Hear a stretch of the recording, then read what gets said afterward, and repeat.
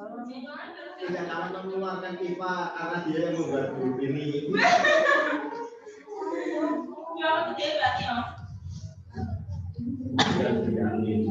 Oh, dan ke lo mau istirahat berarti teman-teman pesertanya udah metu.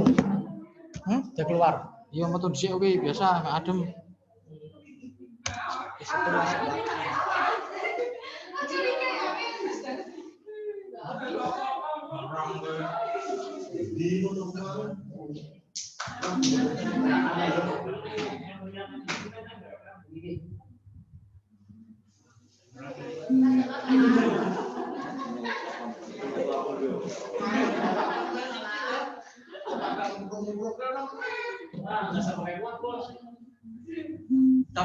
Sama tega apa biasa kayak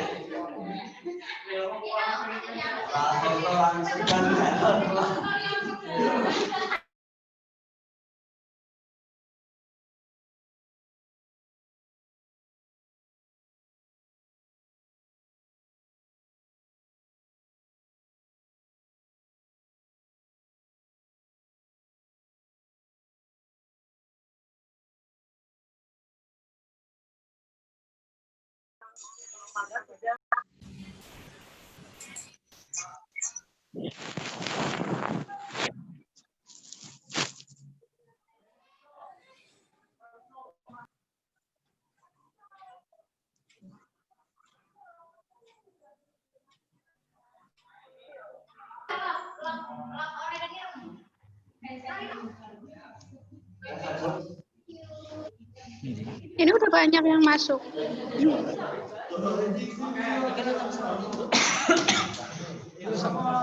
Ya, nanti ya.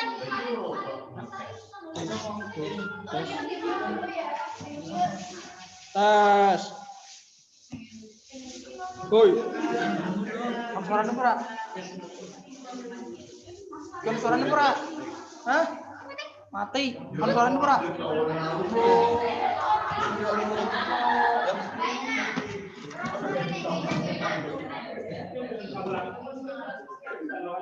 Mas. Berapa share screen dan? Share screen berapa? Share screen lah. Materi Pak. Anu nih di ning di. Wis neng kinten. Nanti ten. Lambung bet.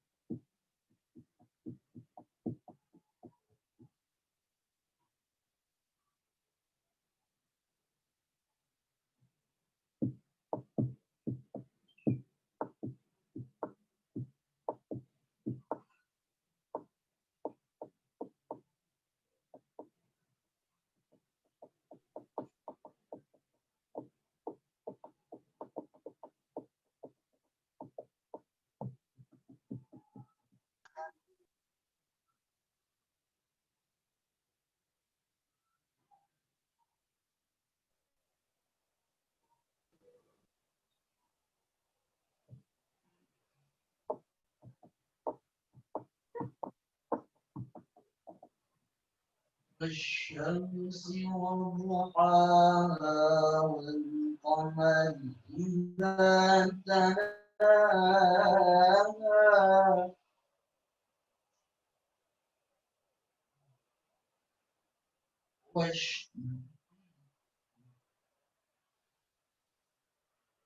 والشمس وضحاها والقمر إذا تلاها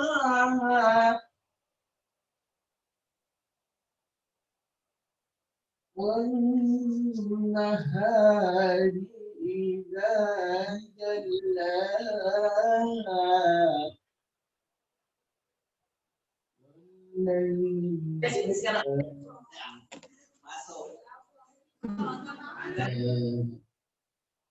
السماء وما بناها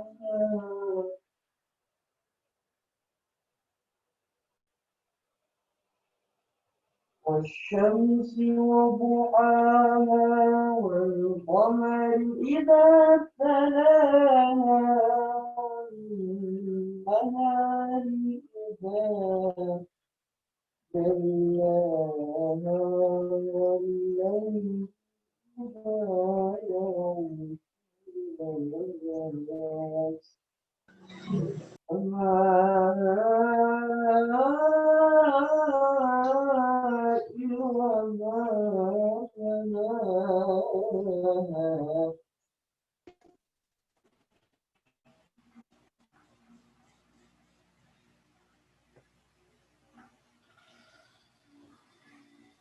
ومن الليل فتهجد به نافلة لك عسى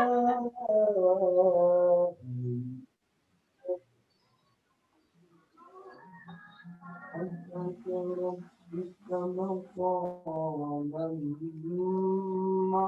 Bluetooth device is محمودا ready to pair. The Bluetooth device is connected successfully.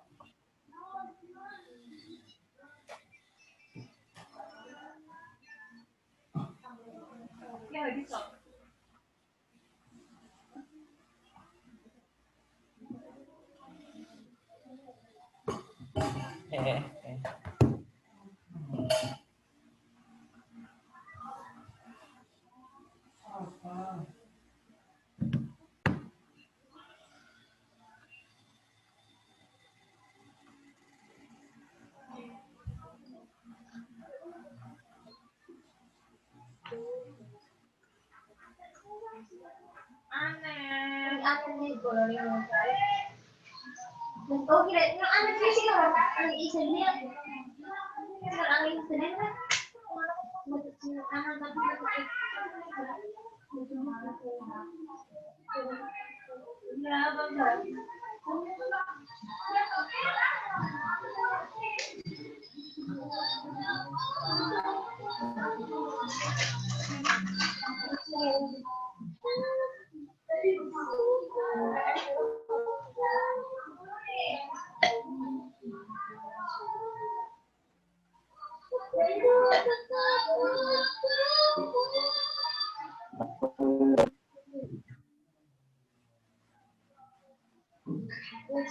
Owen versi. Kemudian kawan deh.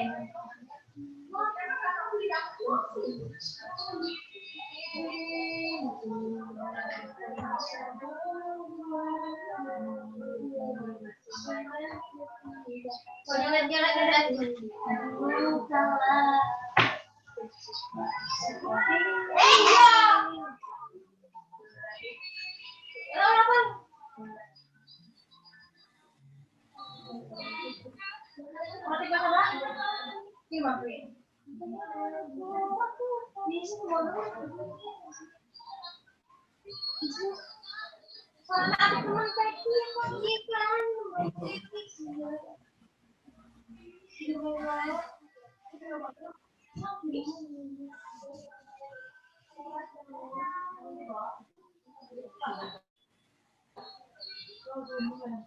Boleh kan, soalnya. Jadi kan iya. Kok beda sih kalau ini?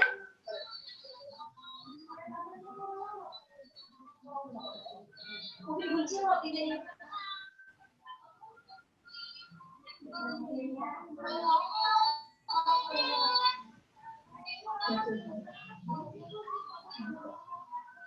Oh, bisa.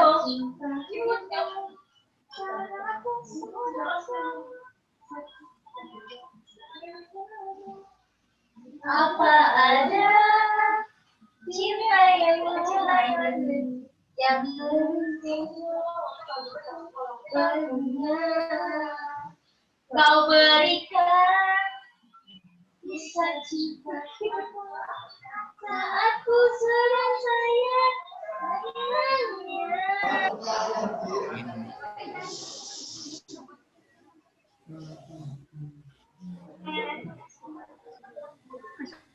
Tusuk. Nasinya.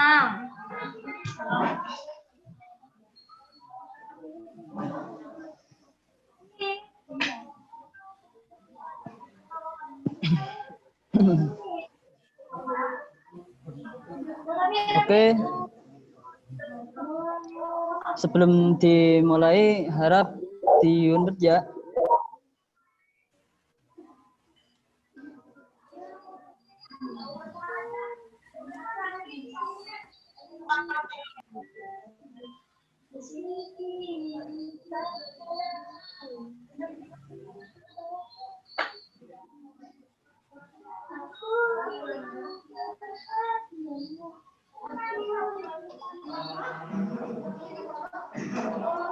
Halo teman-teman.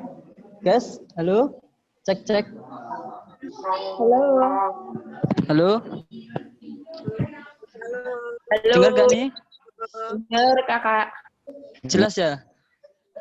Alhamdulillah jelas. Oke. Di sini lagi azan kan? Oh, lagi adzan. Nggak jelas. Oke. Daerah mana tuh kok? Mulai dari ini kok baru adzan.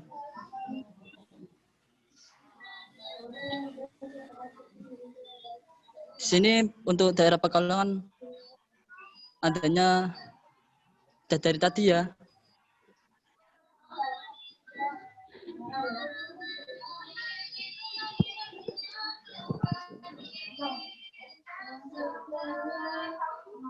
Oke. Jadi unmute.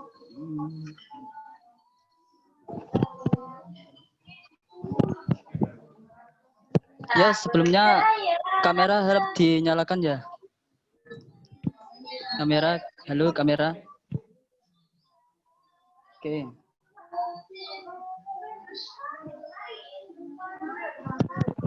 Assalamualaikum warahmatullahi wabarakatuh. Waalaikumsalam. Waalaikumsalam warahmatullahi wabarakatuh. Oke. Selamat sore semua. Selamat Sore sore. kakak. Ya. Sore kak. Sore Masih kak. pada semangat gak ini? Masih Ya. Ya. Masih. Mantap, mantap.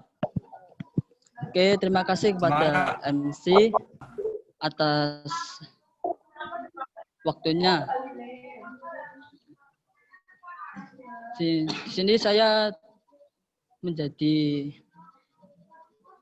moderator pada materi kali ini. Tentunya materi yang terakhir untuk hari ini. Oke. Sebelumnya saya akan memperkenalkan diri saya sendiri. Nama saya Amirul Huda.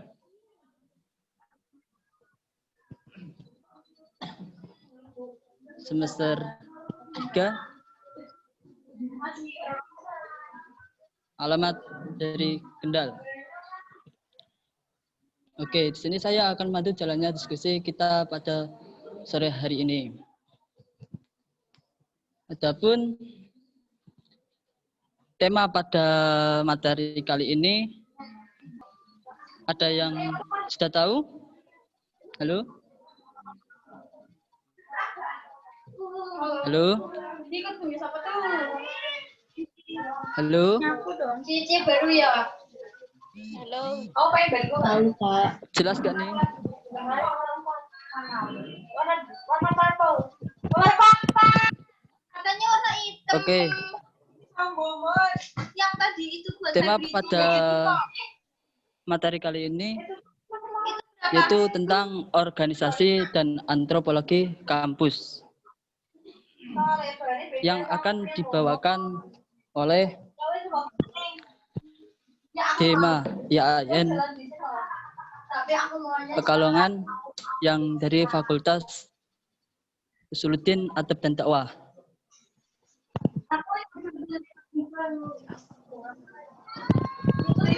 Ya. Gimana? Dema. Ada yang tahu tentang Dema ini? Halo? Halo teman-teman. Iya. Ada yang tahu mengenai Dema sebelum menginjak pada materi kali ini? Sebelumnya sudah pada tahu belum? Oh ya, Dema itu kepanjangan dari Dewan Mahasiswa. Dewan Mahasiswa, Dewan Eksekutif Mahasiswa. Ya, itu merupakan lembaga legislatif. Mahasiswa. Ya, betul. Merupakan lembaga legislatif di tingkat perguruan tinggi yang mempunyai fungsi utama sebagai apa? Yaitu organisasi mahasiswa tentang pengawasan aspirasi, perundangan, dan mahkamah. Ya. Ada yang tahu ini akan diisi oleh siapa? Ada yang tahu? Halo? Belum. Hai. Ya. Di sini akan dibawakan materi oleh Kakak Fatoni Dwi Murdani. Saya sedikit akan menyampaikan beberapa CV beliau, yaitu tempat lahir, tempat tanggal lahir Pekalongan 12 Juli 1999, dari jurusan BPI, jabatan di Dema yaitu sebagai Wakil Ketua Umum. Adapun organisasi yang diikuti yaitu IPNU dan PMII. Nah, kalau ingin menghubungi beliau, ini ada kontak personnya, yaitu 089. Ini kalau mau dicatat ya. Kalau nanti ada, ya, kalau misal nanti ada yang mau ditanyakan atau yang disampaikan pada beliau, ini kontak personnya 089 66. Saya ulangi 089 666 416 955. Nah, adapun moto hidup beliau itu lakukanlah sesukamu jika itu adalah sebuah prosesmu. Ya. Karena di sini pemateri sudah ada di samping saya. Oke, langsung saja untuk menyingkat waktu kepadanya kami persilakan.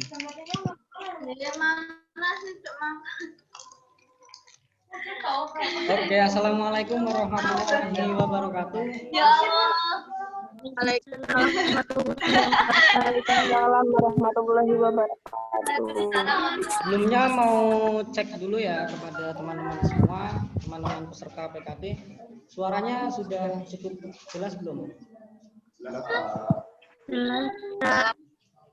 Oke, kalau sudah jelas, minta tolong juga untuk kepada seluruh teman-teman semua dan juga panitia yang ikut serta dalam forum Zoom ini bisa untuk mute mic-nya atau di Kecuali yang silent. saya tuju.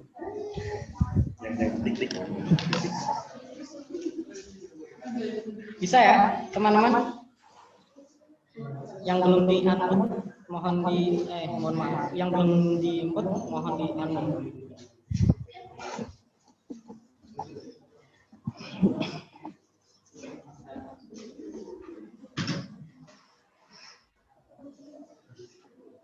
Oke, sudah semua ya.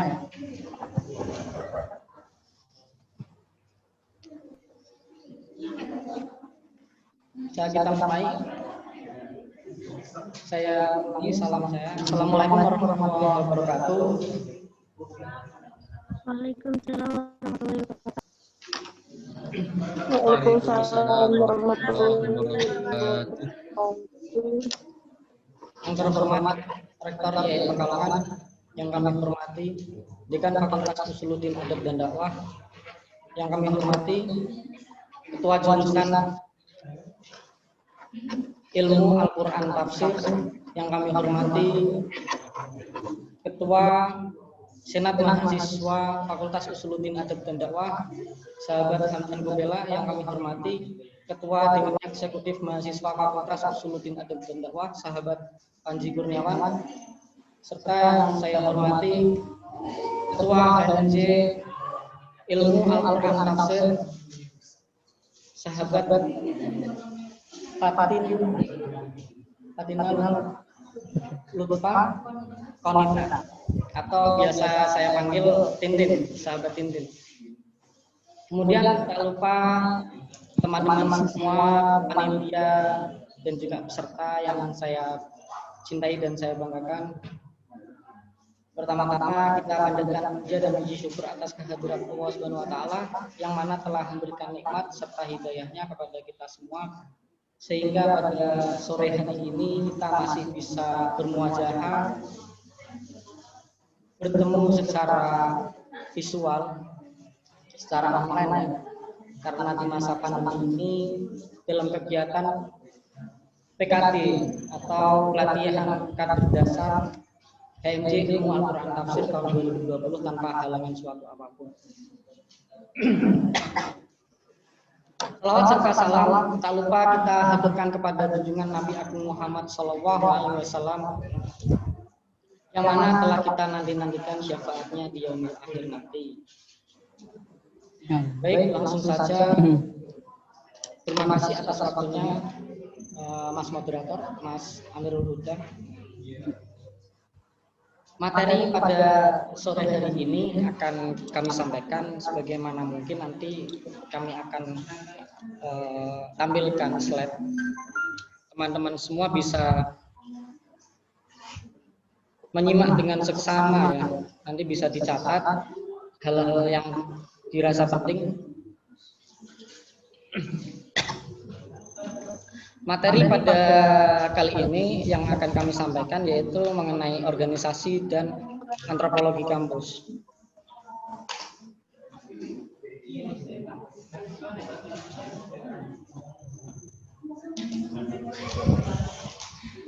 Sudah lihat? Sudah ya? Sudah.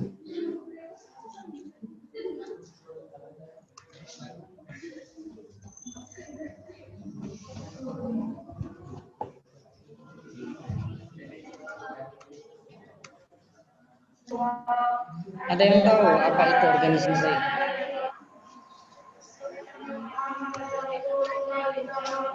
Organisasi adalah sebuah wadah sekumpulan orang yang bekerja sama secara sistematis untuk mencapai tujuan bersama. Atau bahasa lainnya yaitu suatu wadah bagi sekumpulan orang yang memiliki visi dan misi yang sama.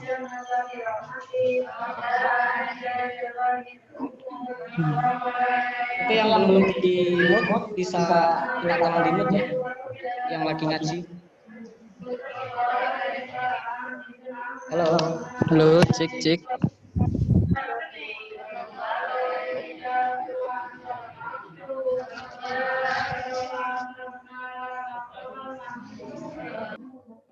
Udah ya. Kami terpaksa mute dari panitia. Bisa kita lanjut. Fungsi organisasi. Adapun fungsi organisasi sendiri yaitu yang pertama memberikan arahan aturan yang mana boleh dan tidak boleh, kemudian menambah wawasan, meningkatkan soft skill, menjadikan kita berpikiran secara terbuka, lebih terbuka, atau bahasa lainnya yang tadinya introvert menjadi ekstrovert atau lebih bisa bersikap sosial, tidak lebih tertutup. Kemudian mewujudkan tujuan bersama. Masih kedengaran ya? Dengar. Mewujudkan tujuan bersama itu tujuan organisasi yang paling penting, yang paling dasar.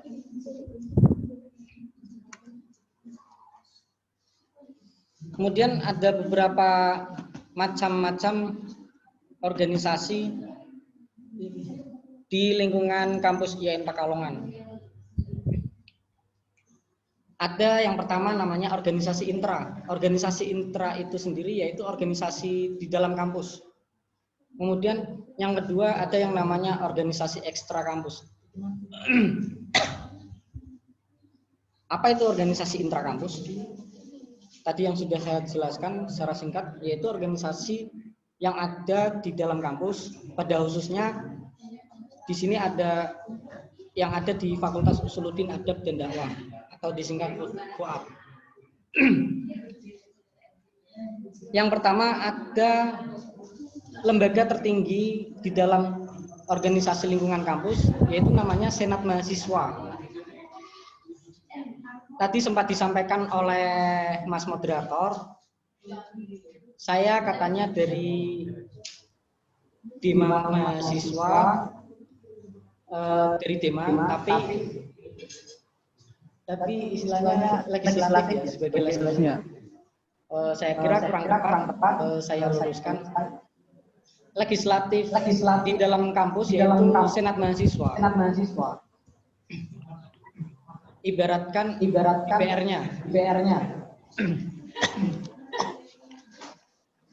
Di dalam kampus Senat Mahasiswa berfungsi sebagai seperti DPR kalau di dalam miniatur negara. Di sana teman-teman dari lembaga Senat Mahasiswa biasanya membuat suatu undang-undang di dalam kampus, kemudian beberapa aturan-aturan bagi mahasiswa, kemudian juga ada beberapa advokasi yang dibangun dari Senat, beberapa pengadvokasian mengenai kebijakan kampus yang kurang pro terhadap mahasiswanya, itu biasanya diadvokasi oleh lembaga Senat Mahasiswa. Dan juga teman-teman semua bisa menyampaikan aspirasinya atau keluh kesah mengenai kehidupan di dalam kampus, mengenai perkuliahan ataupun mengenai tugas ataupun lain mengenai kampus, itu bisa disampaikan melalui lembaga Senat Mahasiswa. Di sini di Sema FUAD itu nama ketua Senat Mahasiswanya Sahabat Hamdan Gobela. Nanti bisa main juga di kantornya di depan kampus 1 yang belakang. Kampus Pasca Sarjana itu ada kantin, di depan kantin lurus ke utara itu ada kantor Senat Mahasiswa, ada tulisannya di pintunya. Kemudian selanjutnya ada yang namanya lembaga Dewan Eksekutif Mahasiswa atau biasa disingkat DEMA. DEMA maupun SEMA itu ada 2 tingkatan di dalam kampus. Yang pertama DEMA Institut dan SEMA Institut. Yang kedua ada yang namanya SEMA fakultas dan DEMA fakultas. Di situ tentunya fungsinya kurang lebih sama, hanya saja ranah geraknya itu terbatasi atau terbagi lah. Kalau di dalam DEMA institut itu ranah gerakannya satu institut atau satu universitas, yaitu IN Pekalongan. Kalau di DEMA fakultas maupun SEMA fakultas itu ranahnya satu fakultas. Dalam hal ini Fakultas Usuluddin Adab dan Dakwah. Nah, fungsi dari Dewan Eksekutif Mahasiswa sendiri. Oh ya, saya dari DEMA ya. Di DEMA. Ini saya sendiri dari DEMA. Di DEMA tadi sudah disampaikan oleh moderator sebagai Wakil Ketua Umum DEMA FUAD atau Dewan Eksekutif Mahasiswa FUAD. Fungsi dan tugas dari DEMA sendiri yaitu menjalankan kegiatan-kegiatan yang lebih kegiatan tersebut bisa menunjang baik akademis maupun non-akademis bagi mahasiswanya. Atau istilah miniatur negaranya itu sebagai pemerintah. Kalau SEMA atau Senat tadi kan sebagai legislatifnya atau DPR. Kalau di DEMA itu sebagai pemerintahnya. Sore bisa aku main telepon ibuku soalnya. Yang menjalankan program-program dari pemerintah itu sendiri atau eksekutornya, yang membuat peraturan Senat. Kemudian selanjutnya ada yang namanya HMJ. Nah, teman-teman ini di jurusan IAT ada yang namanya HMJ IAT. HMJ itu tingkatannya jurusan, jadi setiap jurusan pasti mempunyai HMJ.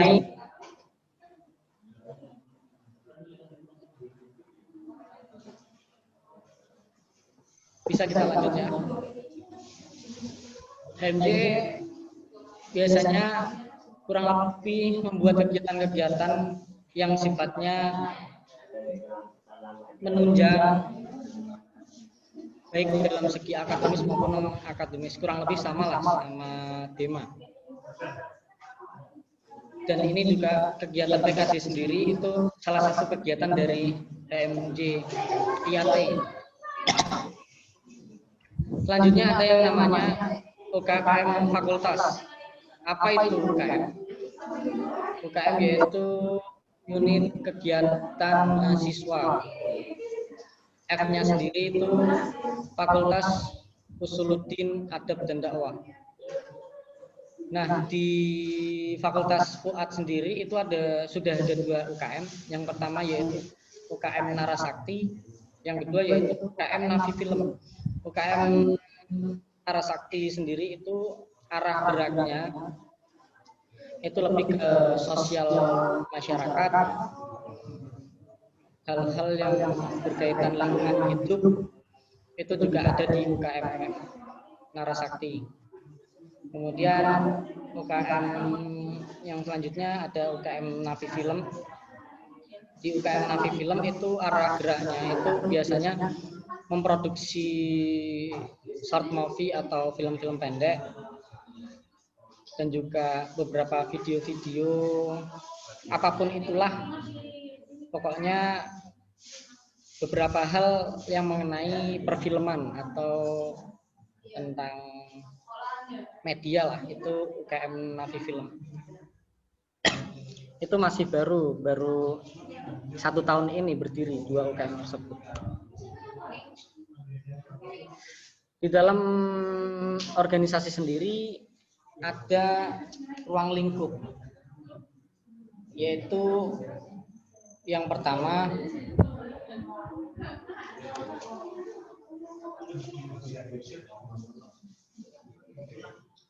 ruang lingkup atau bahasa lainnya beberapa itu ya aspek yang ada di dalam organisasi. Yang pertama kelompok orang. tadi kan definisi dari organisasi sendiri itu sekelompok, sekumpulan orang. Jadi organisasi bukan milik individu tapi milik kelompok, milik beberapa kumpulan orang. Tidak ada yang namanya organisasi individu, adanya organisasi kelompok.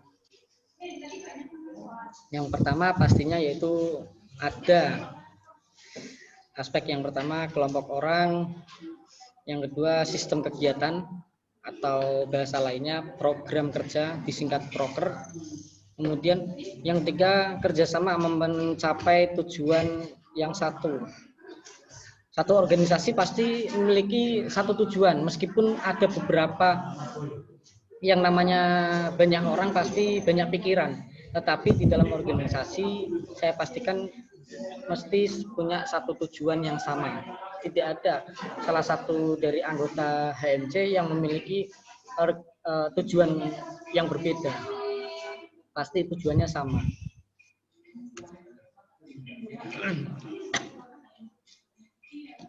Oke, selanjutnya ada yang namanya antropologi mahasiswa atau antropologi kampus.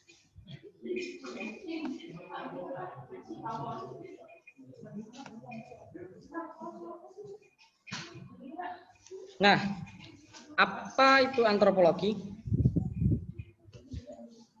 Ada yang tahu apa itu antropologi?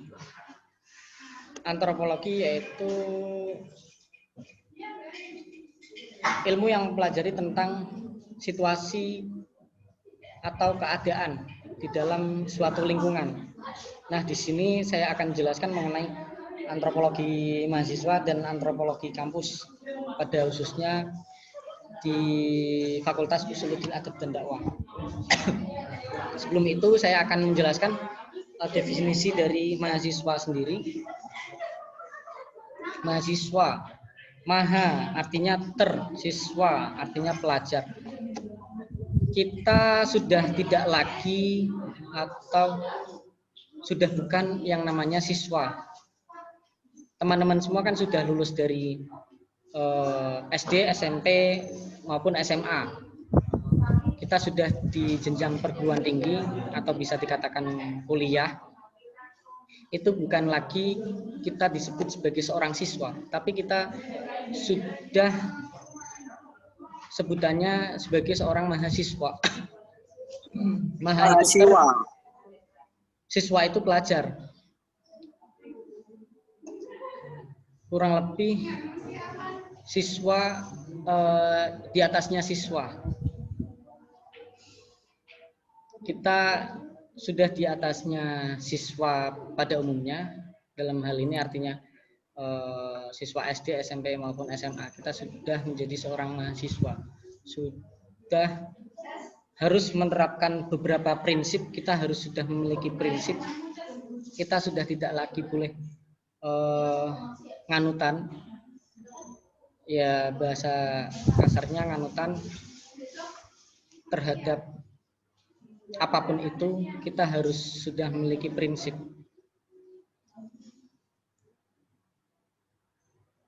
Menjadi mahasiswa berarti mampu mengaplikasikan ilmu, menginovasi orang lain, berkreatif untuk berkarya.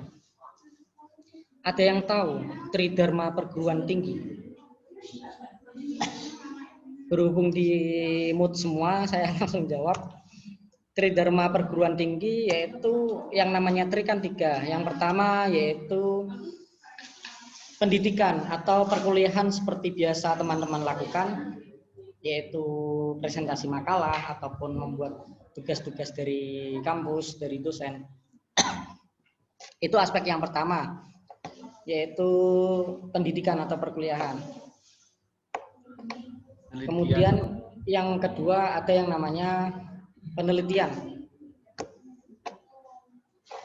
Penelitian nantinya teman-teman bakal dilakukan pada saat PPL maupun KKL.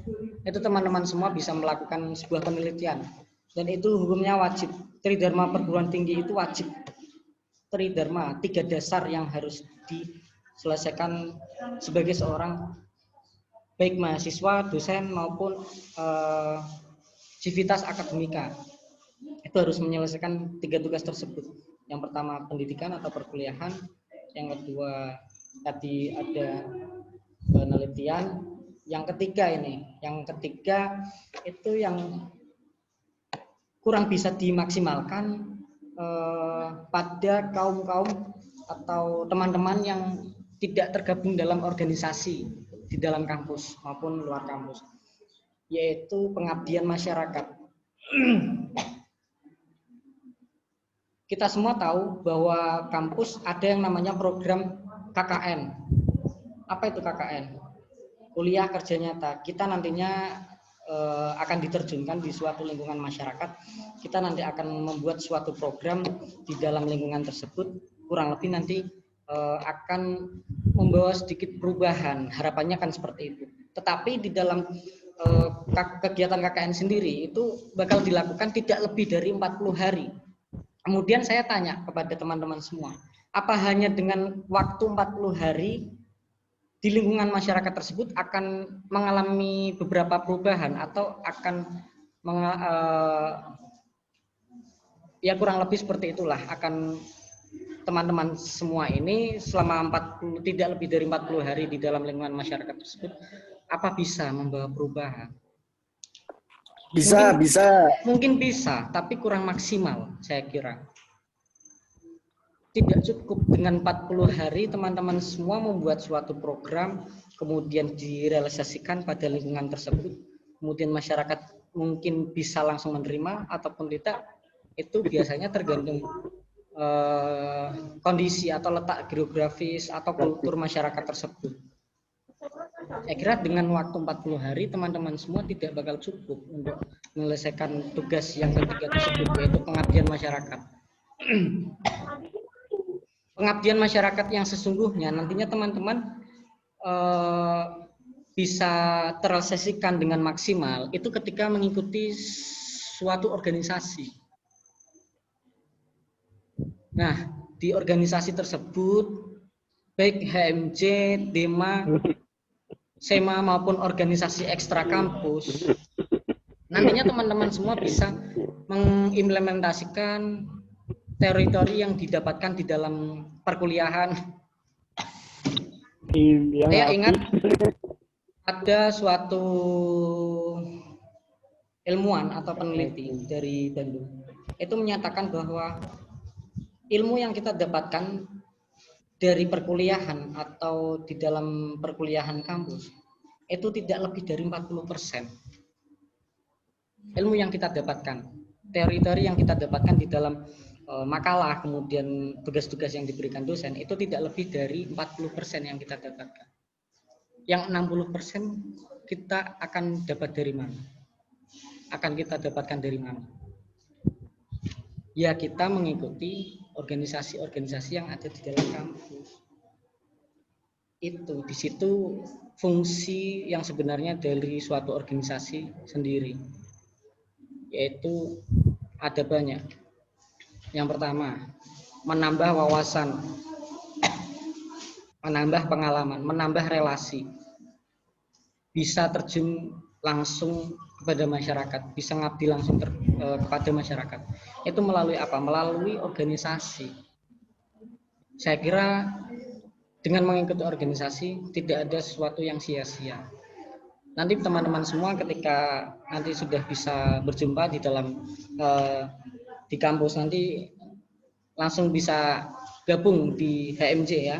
Kalau teman-teman semua ini yang maba 2020 ini kan masih bisanya ikut HMJ. Nanti ketika ikut HMJ prosesnya bagus, kemudian maksimal, bisa aktif, partisipatif, ikut kegiatan-kegiatan yang diadakan HMJ.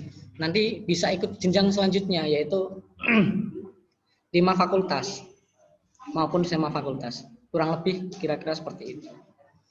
Kita lanjut ya. Kemudian ada 3 elemen mahasiswa, 3 elemen yang harus dikuasai sebagai seorang mahasiswa. Yang pertama peka. Apa itu peka? Saya kira teman-teman semua sudah paham. Yang kedua ada kritis. berpikir secara mendalam.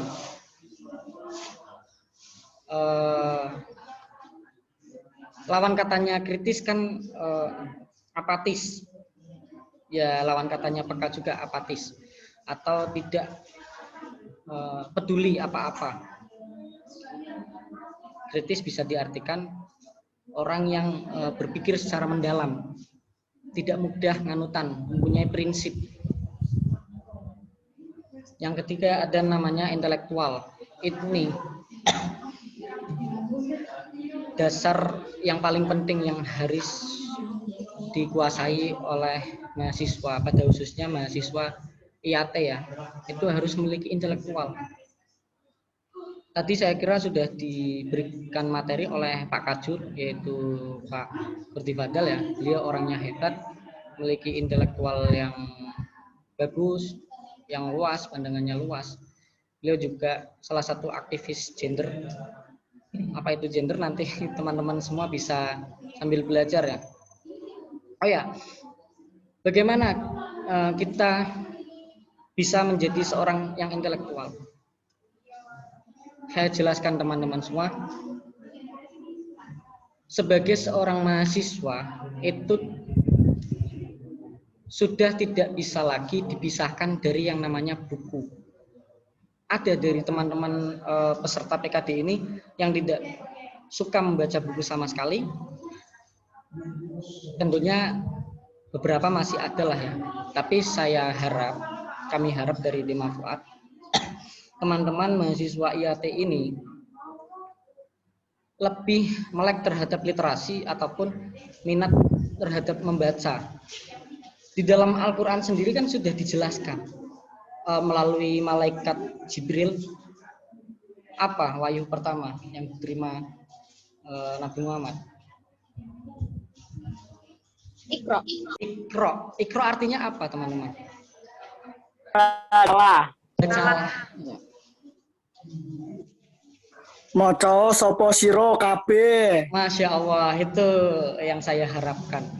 Teman-teman dari IAT ya, ilmu Al-Quran tafsir yang bisa menafsirkan Al-Quran secara baik dan benar. Saya di sini jurusan BPI jadi kurang pandai lah mengenai dunia pentafsiran. Saya kira lebih hebat teman-teman semua. Paham ya? Itu hal yang paling mendasar di dalam Islam sendiri sudah disebutkan melalui wahyu yang pertama diturunkan melalui malaikat Jibril, yaitu Iqra, bacalah. Nah, di sini teman-teman semua sudah menjadi seorang mahasiswa, bukan lagi menjadi seorang siswa yang dulunya diberikan tugas dari guru. Dulu kan guru masih di SMA, guru masih nganutan, kemudian besoknya tugas lagi, PR lagi numpuk, masih nganut digarap juga. Saya kira masih wajar kalau masih menjadi seorang siswa. Tapi teman-teman semua di sini kan sudah menjadi seorang mahasiswa. Teman-teman semua sudah menjadi seorang yang lebih terpelajar dari teman-teman siswa pada umumnya. Kita seharusnya sudah memiliki prinsip atau ideologi yang kuat, yang tidak bisa diatur-atur, tidak mudah diatur-atur. Ya kita harus taat terhadap suatu aturan, tetapi kita tidak juga menjadi seorang yang gampang diatur atau menjadi seorang yang nganutan gitu, kira-kira kurang lebih. Nah, di sini ada yang namanya paradigma. Ada yang tahu apa itu paradigma? Berhubung di mutlaki, saya jelaskan langsung. Paradigma secara definisi yaitu suatu cara pandang atau cara berpikir. Kami dari Dema Fuad mengajak teman-teman maba IAT ini atau peserta PKD ini untuk menerapkan paradigma yang dibangun oleh teman-teman pengurus Dema, yaitu paradigma atau cara berpikir kritis transformatif. itu agak tipe ya, transformatif, jumlahnya transformatif. Apa itu kritis? Tadi sudah saya jelaskan, berpikir secara mendalam, kemudian transformatif. Transformatif. Ngeyel tapi memberikan solusi. Ada yang ingat kata-kata dari Bu Tejo? Jadi orang itu yang solutif. Nah, itu. Iya, Jadi itu orang, kan Pak. Iya, betul. Jadi orang itu yang solutif. Yang solutif. Ketika kita Kalau kritis, menghibah, Saya anak ya yang MNC, keras-keras Pak. aja. Saya anak manajemen dakwah, Pak. Ini teman saya, Ilmu Pentafsir. udah ya, cukup ya. Cukup ya. Maaf Pak, ikutin. Maaf Pak. Ya, Iya. dari Dima Fuad mengajak teman-teman semua menerapkan paradigma kritis transformatif. Cara berpikir yang kritis tetapi memberikan solutif, memberikan perubahan. Tidak hanya kita kritis, tetapi setelah itu kita tinggal. Kita kritisi suatu kebijakan tetapi kita tidak memberikan solusi kepada sesuatu yang membuat kebijakan itu sendiri. Kita tidak mengajak hal semacam itu, tetapi kita mengajak teman-teman semua untuk menerapkan paradigma kritis transformatif. Cara berpikir yang kritis, yang mendalam, tidak nganutan, tetapi memberikan suatu solusi.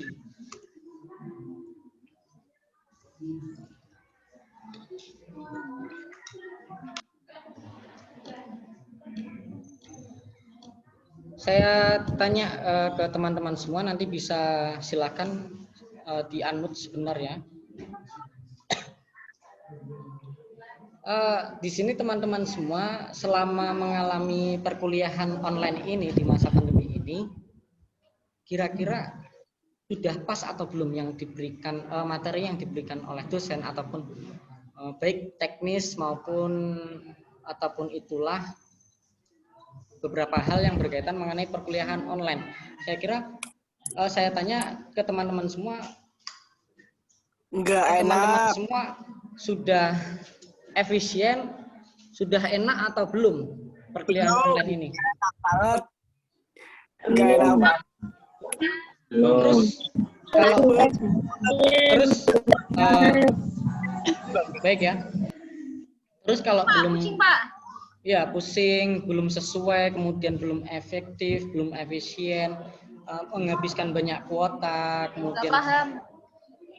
sering nggak paham materinya. Nah itu terutama Pak, menjadi goblok saya Hanjim. Oke ya. Aduh, mature, sanjange. Oke, bisa dilanjut ya. Masih banyak kan kekurangan-kekurangan mengenai teknis perkuliahan online. Kemudian langkah teman-teman semua selama ini ngapain? Nur Latifah bisa diam ya, jangan coret-coret. Mohon kerjasamanya. Selama ini teman-teman semua, langkah apa yang dilakukan teman-teman semua ketika mengikuti perkuliahan online, kemudian dirasa belum efektif, belum efisien, dan lain-lain. Langkah teman-teman semua ngapain? Hanya tinggal diam? Takut mengkritisi dosen ataupun birokrasi? Saya pernah Pak, saya pernah Kak mengkritisi. Terus? Jadi saya kan minta apa namanya untuk kuliah offline. Ya. Nah, terus katanya itu kita kan bawahan, jadi harus ikut atasan. Oke, kalau begitu konsepnya, ketika kita mau mengkritisi birokrasi atau pimpinan, kemudian kita mempunyai mindset atau paradigma yang masih takdim terhadap pimpinan, tidak ada salahnya ketika kita takdim, tetapi takdim tersebut bisa kita letakkan pada situasi dan kondisi yang semestinya. Paham teman-teman? Ketika kita berhubungan dengan birokrasi, berhubungan dengan beberapa kebijakan yang memang tidak sesuai atau tidak pro terhadap mahasiswa atau kita semua, ya apa salahnya kita kritisi? Menyampaikan aspirasi, menyampaikan hak berbicara di muka umum itu diatur dalam suatu undang-undang, Ada yang tahu undang-undang berapa, pasal berapa, kemudian nomor berapa, tahun berapa? Undang-undang ITE. Nanti bisa dicari tahu teman-teman semua ya. Di internet sudah ada menyampaikan pendapat di muka umum itu dilindungi oleh undang-undang. Nanti bisa dicari tahu sendiri. Itu sampai hal tersebut itu diatur dalam undang-undang, kita dilindungi, tidak. Kita tidak bakal mendapatkan suatu ancaman penjara ataupun apa ketika mengkritisi kebijakan yang memang tidak sesuai terhadap kita. Nah, di sini teman-teman semua kami ajak untuk menerapkan sebuah paradigma kritis transformatif, paradigma yang kritis, yang berpikir secara mendalam, tidak nganutan. Saya kira masih banyaklah mengenai kebijakan-kebijakan kampus yang tentunya tidak sesuai terhadap kita atau tidak pro terhadap kita semua. Nanti bisa dipelajari teman-teman semua. Kemudian saya tanya, masih ada beberapa oknum dosen yang tidak pernah masuk dalam perkuliahan, terus tiba-tiba memberikan tugas yang kurang logis.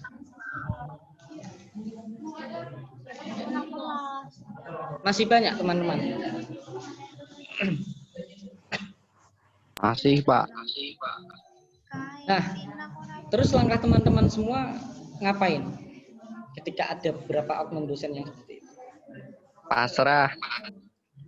Kenapa pasrah? Teman-teman semua kan memiliki hak berbicara. Teman-teman semua kan memiliki prinsip. Teman-teman semua, mohon maaf, manusia, bukan hewan. Teman-teman semua kan tidak bisa seterusnya ditindas. Teman-teman semua berhak untuk menyampaikan beberapa argumen ataupun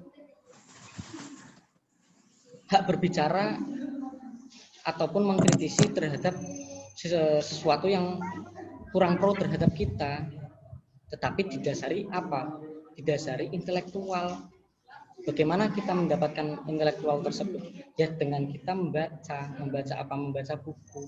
Maka dari itu yang namanya seorang mahasiswa itu tidak bisa dipisahkan dari yang namanya buku. Paham teman-teman? Bisa kita lanjut ya. Ada beberapa tipe mahasiswa, tetapi saya tidak. Ada beberapa tipikal mahasiswa di dalam kampus, pada khususnya Fakultas Usuluddin Adab dan Dakwah ya. Tapi dalam hal ini saya tidak akan memfokuskan teman-teman semua slide ya, tidak memfokuskan ke materi yang saya share melalui slide. Yang pertama ada yang namanya tipikal mahasiswa akademis. Apa itu mahasiswa akademis? Ya kurang lebih mahasiswa akademis yaitu tipe mahasiswa yang selalu mengerjakan tugas, kemudian mengejar IPK agar IPK-nya tidak down atau tidak turun, mengejar IPK agar kumlot, kemudian lulus tepat waktu. Nggak ada salahnya untuk memilih tipe tersebut atau tipe mahasiswa akademis, tidak ada salahnya. Semua kan pilihan, tinggal tergantung teman-teman semua mau ikut yang mana. Kemudian ada tipe mahasiswa aktivis. Nah, teman-teman HMJ ini salah satu teman-teman tipe mahasiswa yang aktivis. Apa itu aktivis? Ya kurang lebih teman-teman semua ini aktif dalam organisasi, kemudian ikut penelitian bersama dosen, kemudian ikut diskusi di dalam kampus, kemudian sering rapat, singkatannya kan kura-kura. Kuliah rapat itu teman-teman aktivis yang biasa dilakukan. Biasanya teman-teman aktivis ini juga jarang pulang, seringnya lembur terhadap program kerja yang ada di dalam organisasi tersebut. Kemudian yang ketiga ada tipikal mahasiswa apatis. Nah, ini yang paling parah dibanding tadi. Dibanding aktivis sama akademis. Tipe mahasiswa apatis. Mahasiswa yang mageran, mahasiswa yang tidak mau, tidak tahu menau mengenai apapun itu. Ya pokoknya saya kuliah, berangkat, kemudian pulang, ya tugas nggak pernah mengerjakan, ikut organisasi juga tidak. Itu yang namanya tipe mahasiswa apatis. Mahasiswa yang paling parah lah, itulah tipe mahasiswa paling parah. Nah,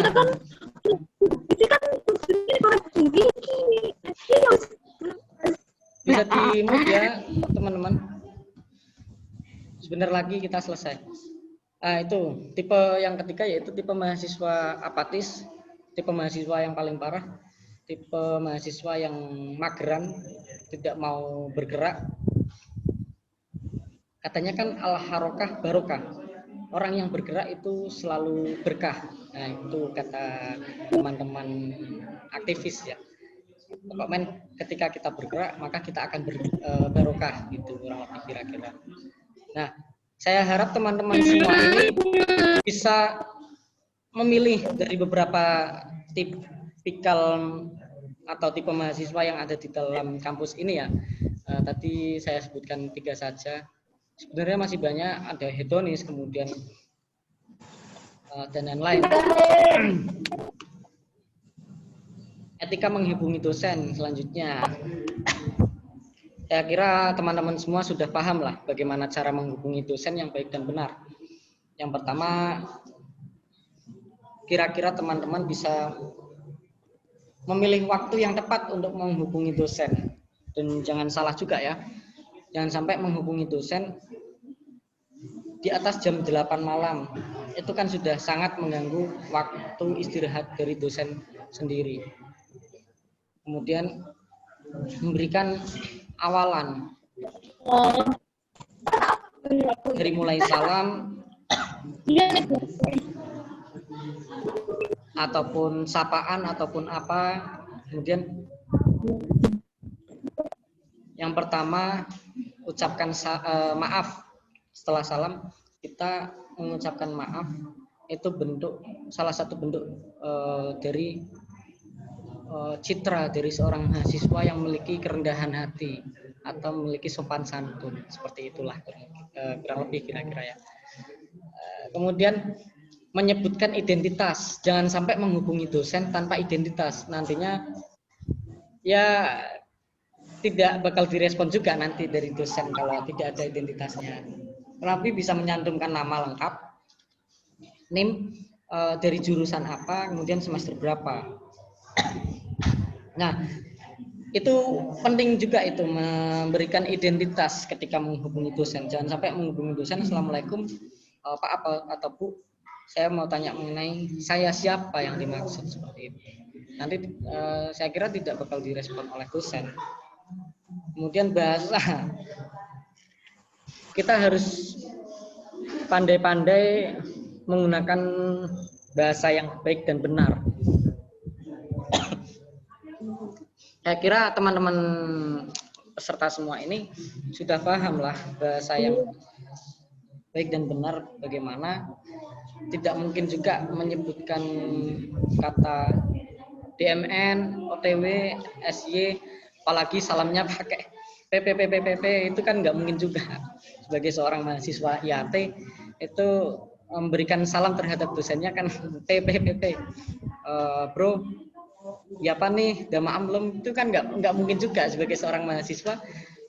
WA-an dengan dosennya kan seperti itu, tidak mungkin juga. Saya kira teman-teman semua sudah tahu lah kata-kata yang perlu ataupun yang baik dan benar ketika kita berkomunikasi dengan dosen.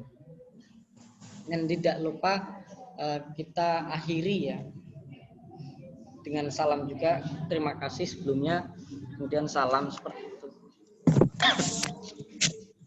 Udah, itu saja teman-teman dari kami yang bisa kami sampaikan dari Dima Fuad. Saya mewakili Dima Fuad menyampaikan selamat dan tetap semangat kepada teman-teman semua. selamat sudah menjadi mahasiswa YN, sudah resmi menjadi mahasiswa YN, pada khususnya ini mahasiswa jurusan IAT ya. Dan semangat, tetap semangat berproses baik di dalam HMJ maupun di organisasi yang lainnya. Seperti itu, kurang lebihnya mohon maaf apabila ada beberapa salah kata dari saya. Wallahul muwaffiq ila aqwamit thoriq. Wassalamualaikum warahmatullahi wabarakatuh. Salam mahasiswa. Warahmatullahi wabarakatuh. Ya,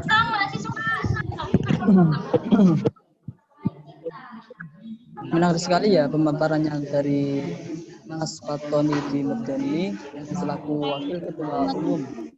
Apaan? Nanti kalau misalnya Ya, dari pemaparan yang kurang lebih 40 menit tadi, saya mencatat beberapa poin-poin penting, yaitu antara lain pengertian dari organisasi yaitu sebuah wadah untuk sekumpulan orang yang bekerja sama secara sistematis untuk mencapai tujuan bersama. Ada juga fungsi organisasi, macam-macam organisasi, terus ruang lingkup organisasi, dan ada UKM di fakultas seperti Narasakti dan Nafi Film. Dan juga yang kedua yaitu ada penjelasan tentang antropologi mahasiswa yang tadi sudah dijelaskan apa sih mahasiswa itu. Terus ada juga tentang elemen mahasiswa, paradigma, dan beberapa tipe mahasiswa, dan ada juga etika mahasiswa tentang menghubungi dosen. Nah, pada materi kali ini saya buka sesi tanya jawab ya, pertanyaan 3 dulu. Monggo, silahkan yang ingin bertanya.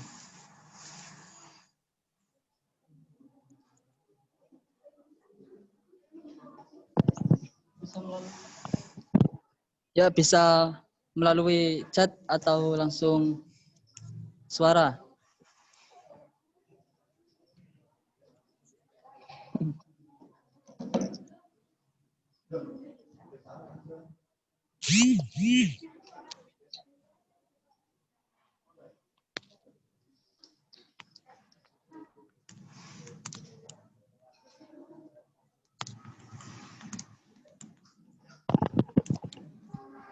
Ada gak nih? Ada yang mau bertanya? Ya, saya awali dulu ya pertanyaannya. Boleh bertanya, Mas? Saya mau tanya. Saya mau tanya. Ini dari peserta ada yang mau tanya. Ya udah, nanti saya belakangan aja. Oke, Saya silakan. mau tanya. Bisa ditulis di kolom chat ya, biar nggak rusuh. Mana? Boleh Bisa ngomong dicek langsung nggak, berapa? Kak? Enggak, lewat chat Sudah, aja. Kak, itu, Kak. Lewat chat, Itu, Kak. biar nanti dibacakan oleh Mengikuti. moderator. Sudah ada 1, ya. Absen.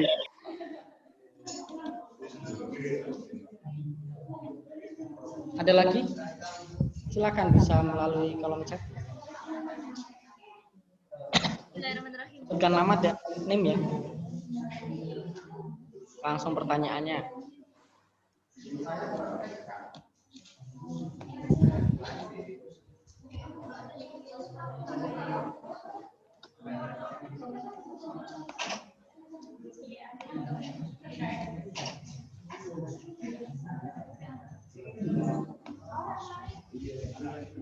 Sudah itu Mas, sudah ada 3.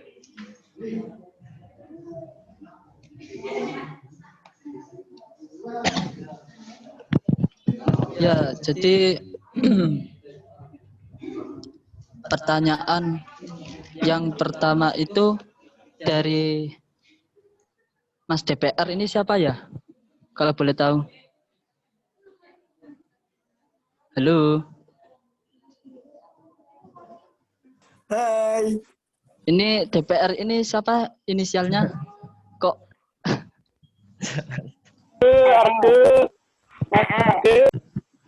mohon ya perkenalkan namanya. Nama saya AA. Siapa? Bisa diulangi? AA. Ya, siapa ya? Nama panjang Yaitu dong. AA. Kan katanya inisial, Kak. Udah. Ya, kalau nama lengkapnya siapa? Argo Alamsyah. Oke. Iya, Kak.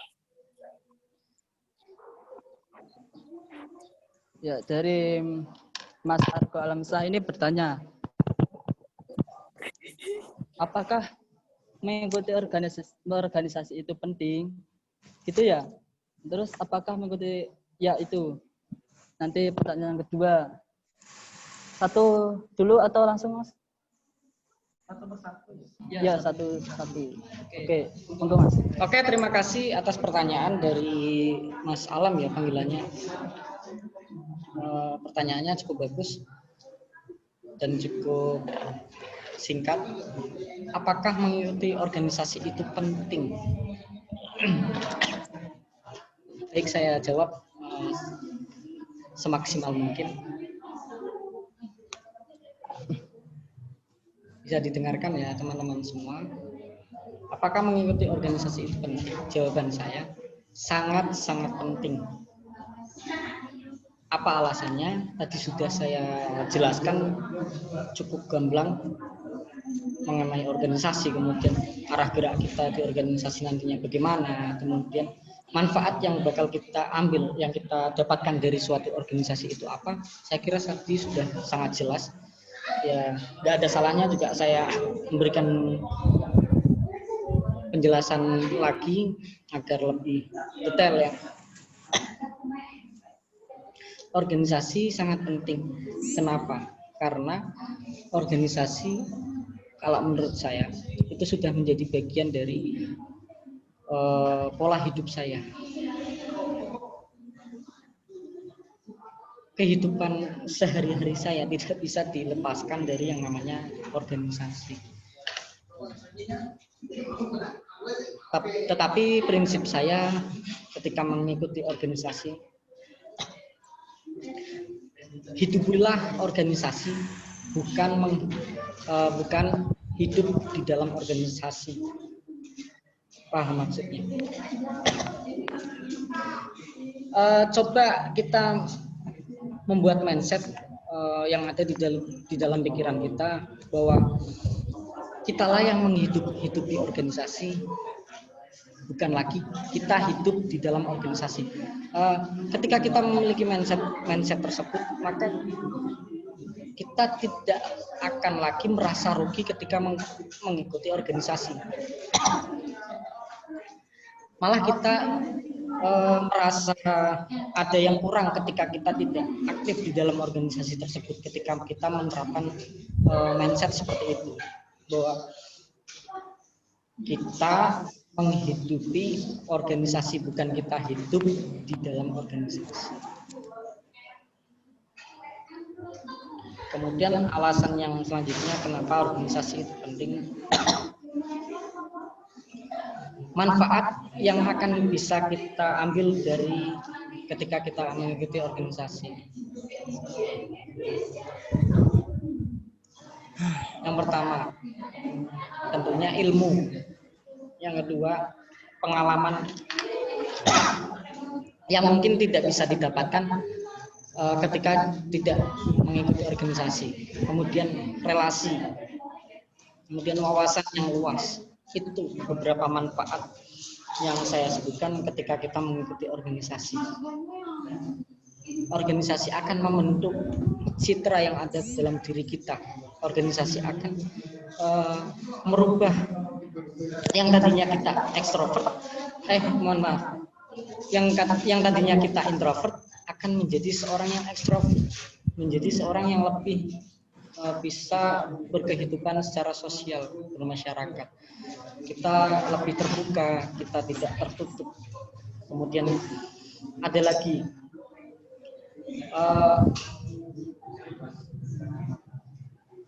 menjadikan kita sebagai seorang public speaker. Ada yang tahu apa itu public speaker? Menjadi seorang pembicara. Saya tadinya juga masih semester 1, sering gugup dalam berbicara ketika ketemu dengan banyak audien atau teman-teman. Saya sering gugup dalam menyampaikan suatu hal, tetapi seiring berjalannya waktu ketika saya berproses di dalam organisasi baik ekstra maupun intra kampus. Organisasi ekstra saya sendiri kan yang saya ikuti yaitu PMI, Pergerakan Mahasiswa Islam Indonesia. Di sana saya aktif ikut serta dalam kegiatan maupun program-program yang ada di dalam PMI. Itu menjadikan manfaat bagi saya. Banyak pelajaran-pelajaran yang kita ambil ketika kita ikut aktif dalam organisasi. Itu beberapa alasan mengapa sih organisasi itu penting atau ikut organisasi itu penting. Itu saya kira cukup ya teman-teman. Terutama penanya Mas Alam ini. Bagaimana Mas Alam bisa ditanggapi? Kita diskusi saja. Kita kan masih sebaya di sini. Kita sharing. Nah kan gini Kak. Biasanya kan yang mengikuti tidak dengar Mas Alam. Suaranya kurang jelas. Ini beberapa yang saya teliti Pak Kak ya. Yang saya teliti seseorang yang mengikuti organisasi seperti itu pas di sekolah saya pokoknya itu lebih cenderung ke organisasi ketimbang dari pembelajaran KBM. Kadang seperti itu. Oke. Ada lagi?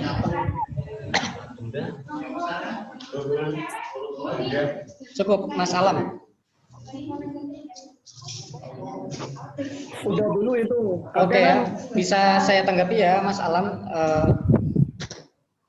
Katanya Mas Alam ini teman-teman dulu di SMA ketika mengikuti organisasi itu malah lebih cenderung kepada organisasinya, tidak cenderung pada masalah akademisnya atau akademis akan ditinggal. Tidak seperti itu Mas Alam. Tidak semua teman-teman organisatoris atau teman-teman aktivis itu semuanya buruk dalam hal akademis. Ada banyak dari teman-teman kita, kakak-kakak kita, senior-senior kita yang ada di dalam organisasi itu jika lulus tepat waktu, kemudian kumlot, kemudian malah bisa membawa nama baik YIN di taraf nasional.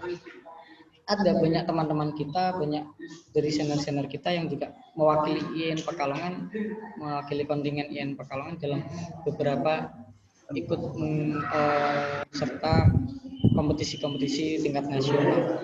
Itu terlahir dari beberapa teman-teman yang aktif di organisasi juga. Jadi tidak bisa dikatakan secara universal orang yang aktif di organisasi itu akan buruk dalam akademisnya atau lulus tidak tepat waktu.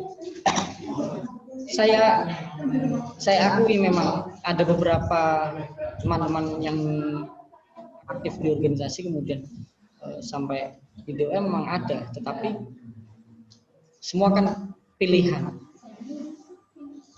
Tidak ada salahnya ketika teman-teman yang aktif di organisasi kemudian sampai di DO juga, saya kira tidak ada salahnya. Itu bagian dari pilihan dari orang itu sendiri. Tentunya itu juga bukan salah satu cita-cita dari organisasi tersebut. Itu tergantung orangnya, orang yang di dalamnya. Saya kira tidak bisa dikatakan semua aktivis atau semua teman-teman yang ikut organisasi itu bakal jelek atau buruk dalam akademisnya.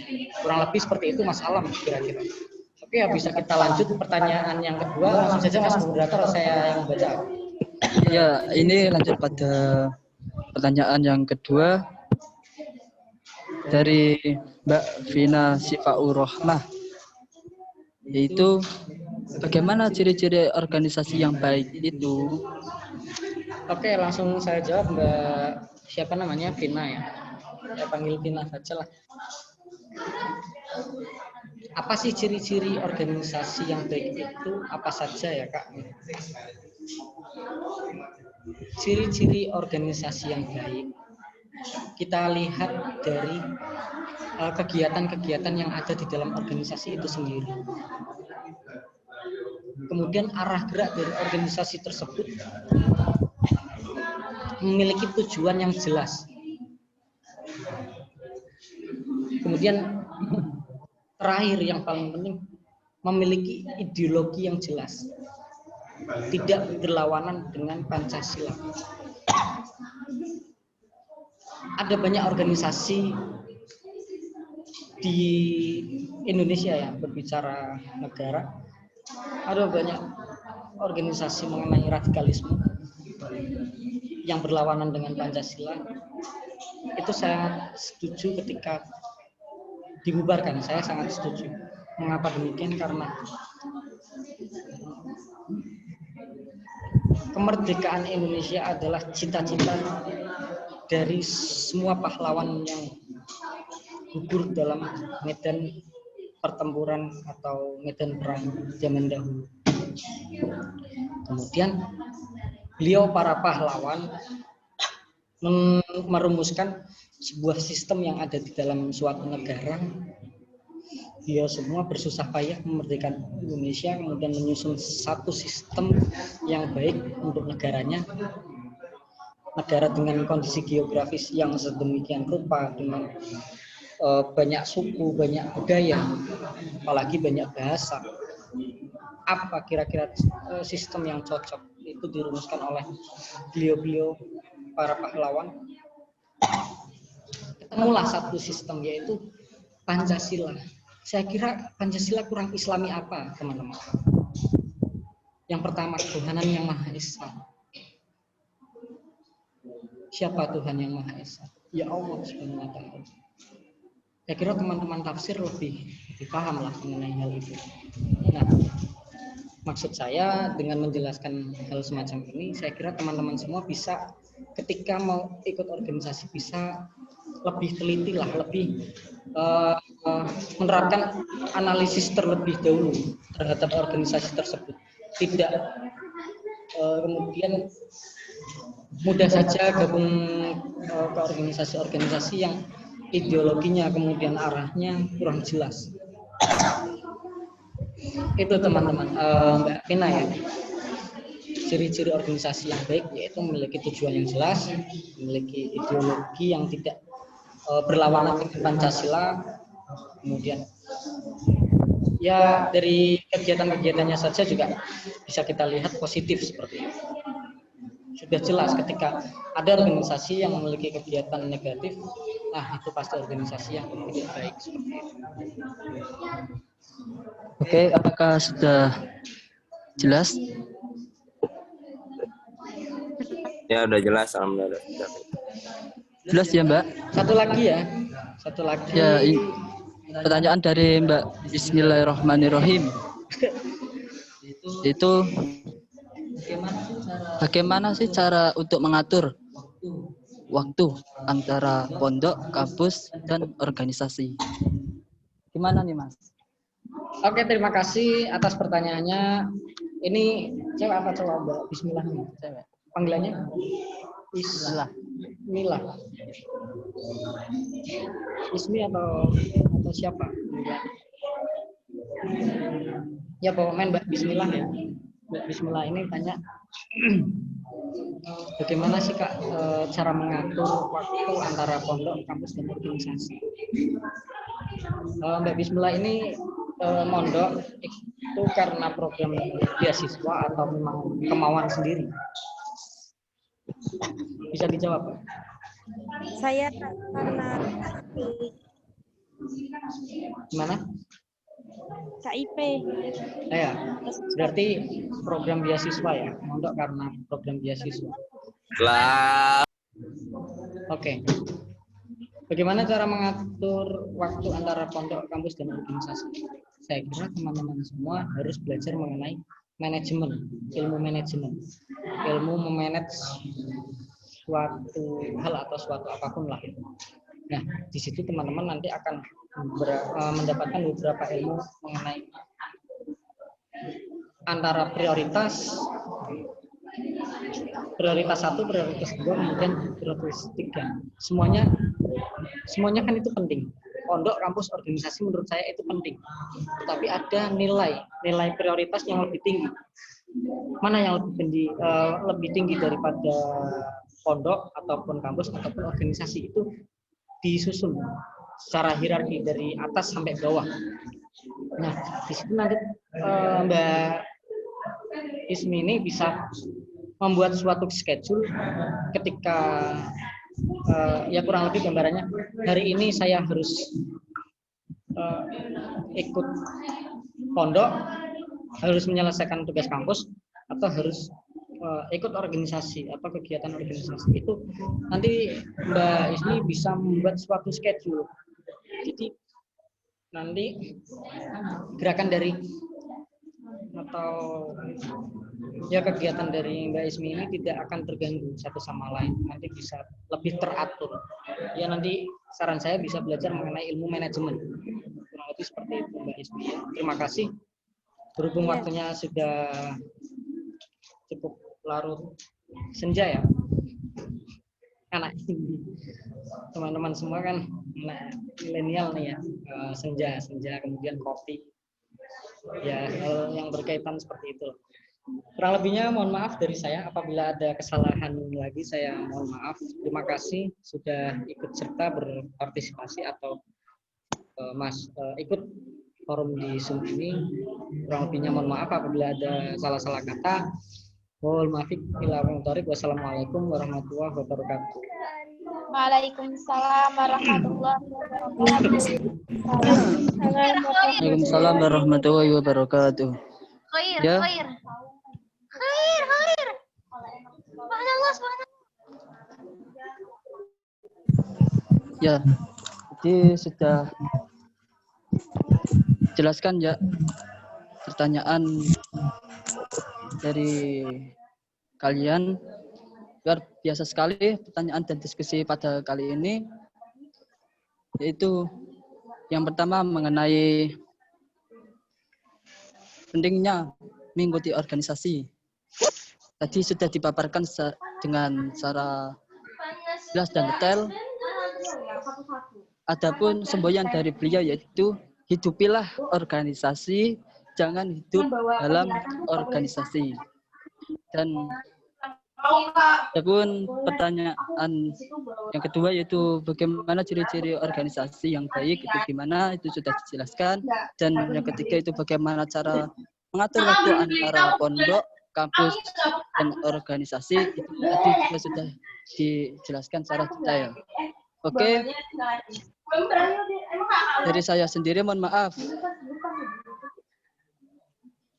dan mewakili pada pemateri, mohon maaf tidak bisa menjawab semua pertanyaan. Ya, dengan berakhirnya sesi tanya jawab, sampailah kita di penghujung acara ini, yaitu sayonara. Nah, sebelum sayonara saya mohon maaf sebesar-besarnya ya. Oke. Sampai jumpa lagi pada hari besok. Masih semangat ya. Oke, tentunya. Ketupat duduh santen. Menawi lepat kawula nyuwun ngapunten. Assalamualaikum warahmatullahi wabarakatuh. Waalaikumsalam warahmatullahi wabarakatuh. Oke, selanjutnya saya serahkan pada seksi acara.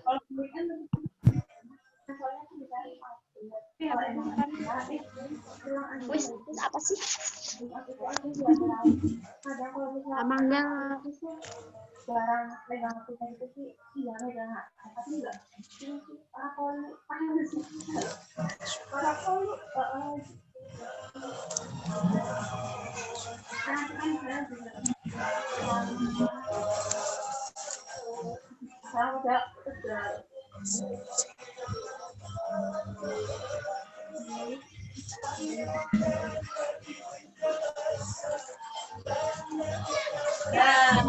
Bukan kuisnya ya. Ayo.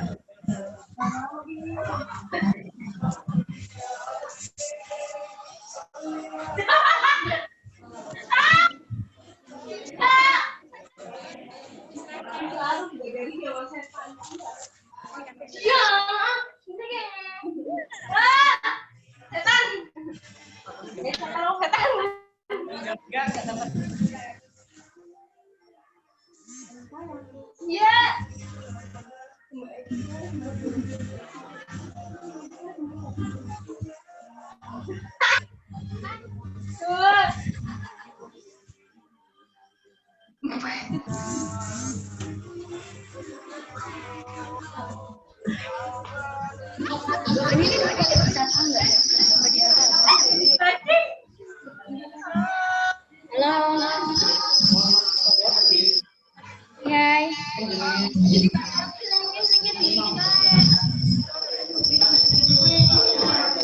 Selamat sore. Timur salah satu sebelahan. Mau tapi ya.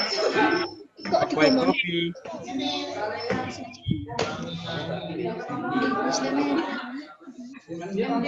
Udah disapa.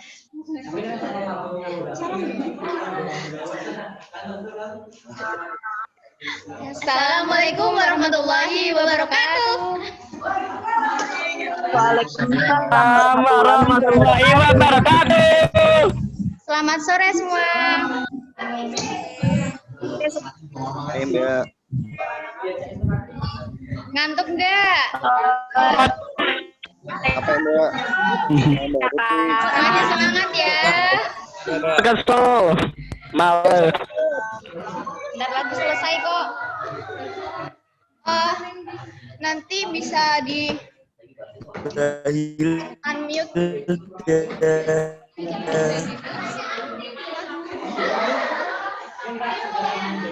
Oh, raise hand. Enggak. Yang mau jawab, yang mau jawab raise hand. Ya. Kali ini masuk sesi quiz time. Quiz time. Pasti dari tadi udah pada nyimak belum ya? Dari awal pembukaan sampai sekarang. Asal dari sekolah dimarahin lu sih.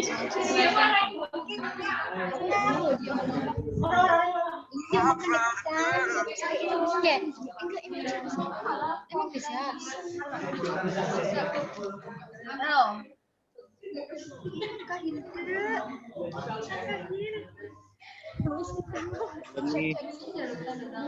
Dengar belum?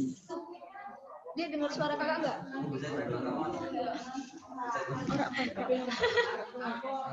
Oh, nunggu.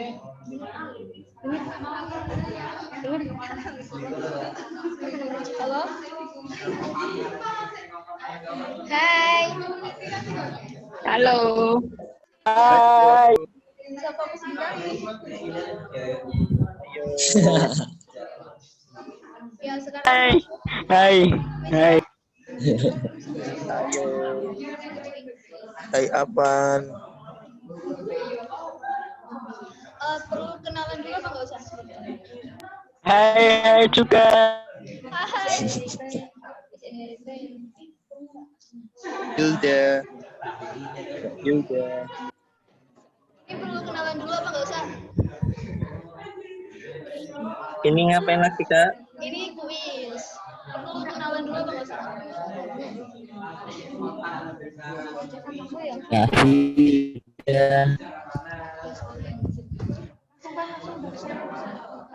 Langsung ya, mulai kuisnya. Dengar suara aku nggak ya? Dengar Kak. Langsung Kak. Aja langsung. Udah jam 5. Ya oke. Oke siap. Siap ya dengerin Yes. kuis dari kami. Apaan mau malam mingguan ya? Kamu malam minggu ah? Ya, fokus dulu. Dek, adik, fokus dulu ya, Dek. Ya Kak ya. Iya Mbak, iya Mbak. Kalem Mbak. Oke. Pertanyaan pertama.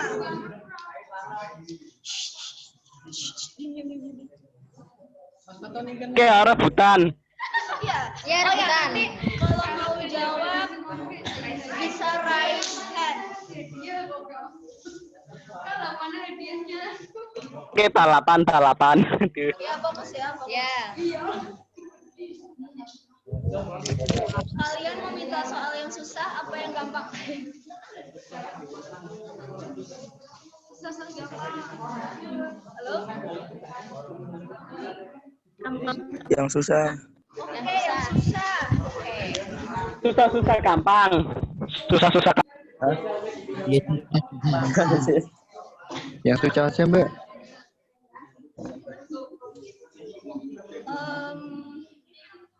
Materi tadi ganteng nggak?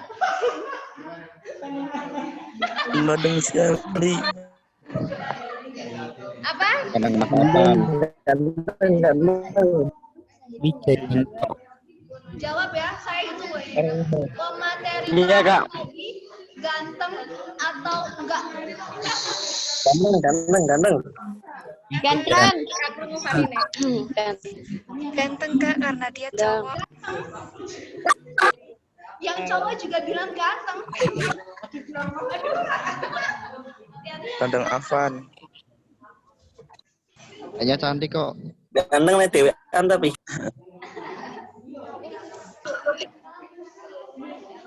Mbak Hilda.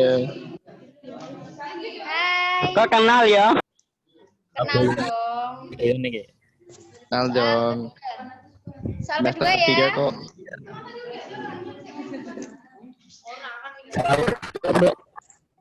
Soal kedua. Aku cantik nggak sih? Nanti dalam hitungan ketiga baru menjawab ya.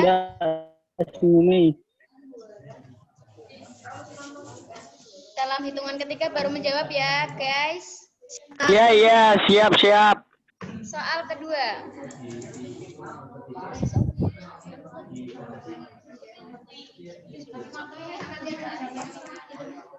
Tadi intermezzo. Kita masuk pertanyaan serius ya. Pertanyaan serius.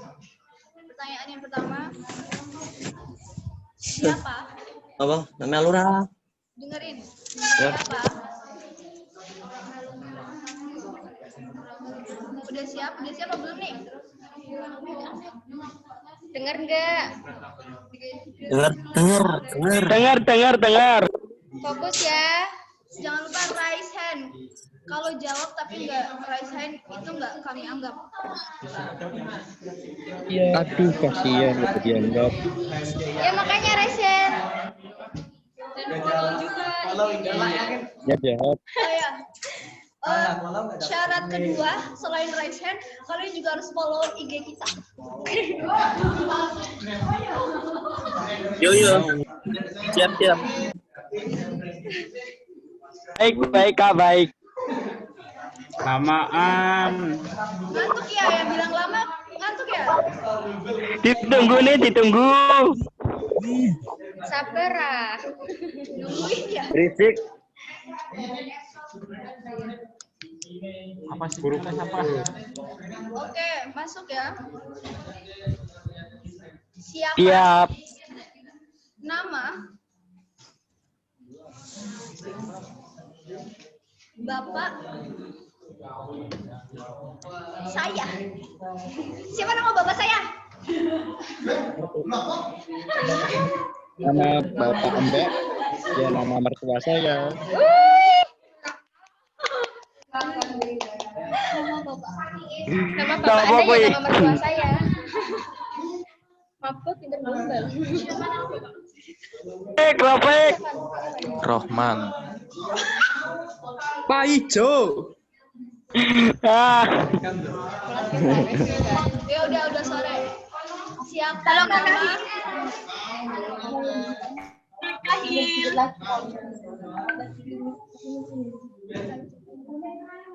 Siapa nama Kajur IAT? Raisain. Purti Fadel Kak. Mas Sofiana. Ih, kan belum dihitung guys. Kan aku tadi bilang dihitung dulu. Berisik. Ya makanya fokus diam. Kalian tuh hadirnya tuh gak main-main gitu loh. Ayo dong Kak, aku udah jawab nih Kak. Gak butuh. Habis jawab sih itu. Dihitung. Ya. Diam. Siapa? Nama. Absennya kapan? Tulis dulu guys. Diam. Siapa? Ngeleng. Nama. Diam Dimut Dimut? Apanya dimut? Siapa? Nama. Langsung tanya Mas. Kajur IAT. Ayo Kak. 1, 2, 3. Ayo Pak. Kut di Mas Sofian. Belum dihitung guys. Kau cepet-cepetan. Padahal terjawab juga. Karena kata Mbak Hilda tadi belum dihitung. Kita ulang lagi. Siapa? Ganti pertanyaan.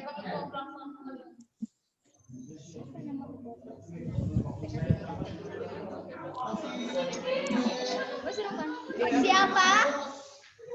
Nama?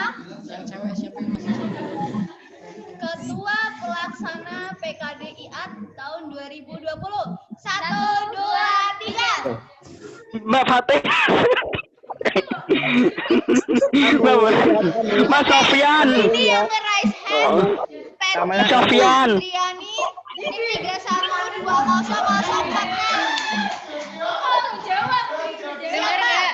Bisa ditebak. Kak Andri Lutfianto, Kak. Siapa?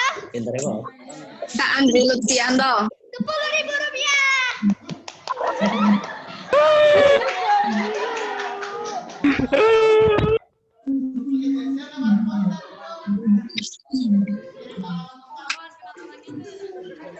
Kenal orangnya enggak?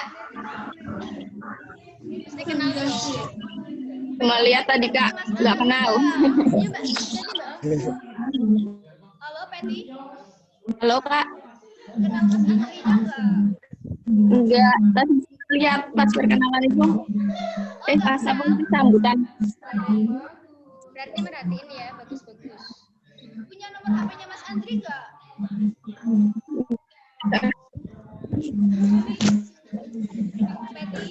Peti masih di sana? Iya, Masih, Kak. passwordnya. Peti punya nomornya Mas Andri enggak? Enggak, Kak. Jadi nanti hadiahnya nomornya Mas Andri ya. Nggak paham. Oke, Peti, pemenang kuis pertama. Sekarang masuk kuis kedua. Ayo, Mbak Hilda, yang mau baca kuisnya.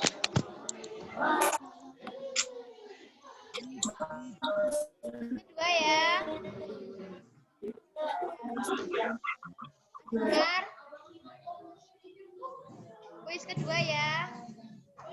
Halo, masih di sana nggak? Iya. Kuis kedua. Kuis kedua akan dibaca lagi. Siapa nama pemateri kedua? 1, 2, 3.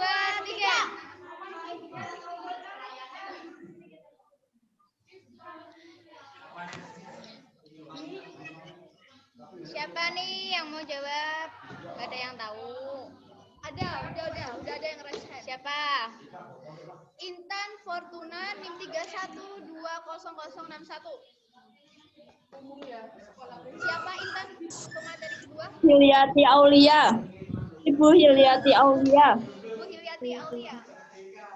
Yakin sama jawabannya? Di tengah. MSI. Oh, dengerin ya. Jawabannya apa tadi? Ibu Yuliati Aulia. Hitungnya MSI. 10.000 rupiah.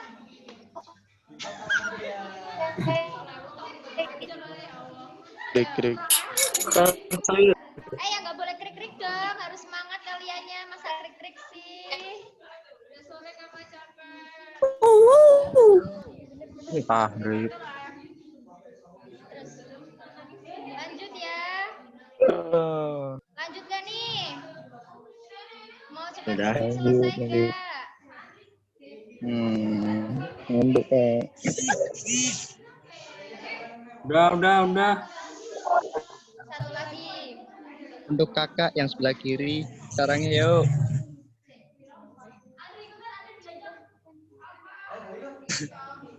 Saya yang ketiga. Siapa? Iya, Irfan yang ngomong. Mas.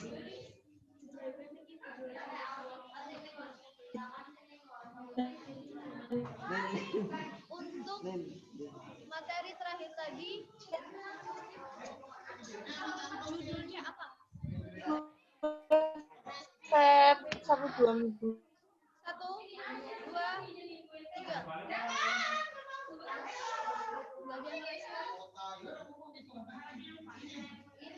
Gak ada yang resep. Mas Okta mana nih Mas Okta?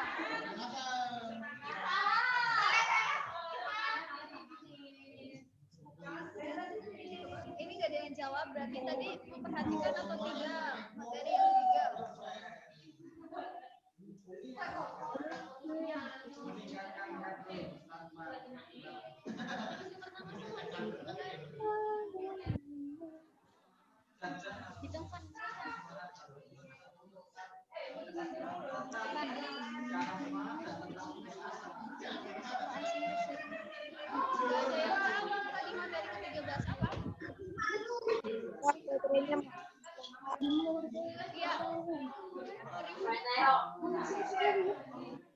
Tadi Rifki udah jawab ya. Ini orang tuh ini macam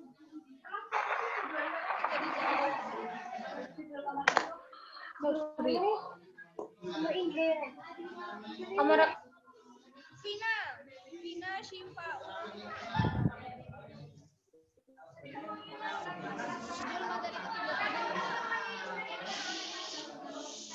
tadi pertanyaannya materi ketiga apa ya Kak ya? Ya, judulnya apa?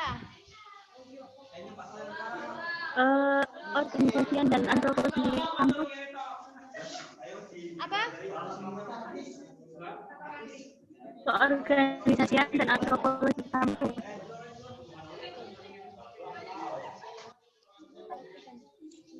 Manajemen organisasi. Siap, betul. Sudah ya. Terima kasih untuk partisipasinya. Berisik. Besok kita lanjut lagi. Absen. Udah jam 17. Absennya kirim ke link ya, jangan lupa. Bisa lewat link. Iya kakak. Oke, siap. Terima kasih dan mohon maaf. Rasa paniknya perlu download. Kak, resum dikumpulin kapan Kak? Resum dikumpulkan paling lambat hari Minggu besok jam 24.00. Oke Mbak. Oke. Ada yang mau tanyakan lagi atau enggak? Udah sore sampai. Cukup kak. Ini mau malam mingguan Mbak. Sampai stay dong. Oh. Ada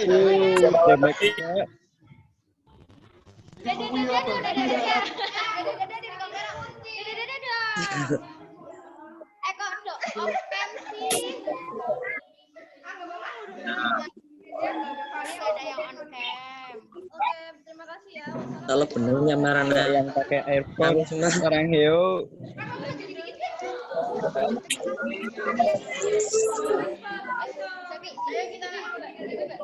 I love you, I love you. Kakak Ilda, I love you.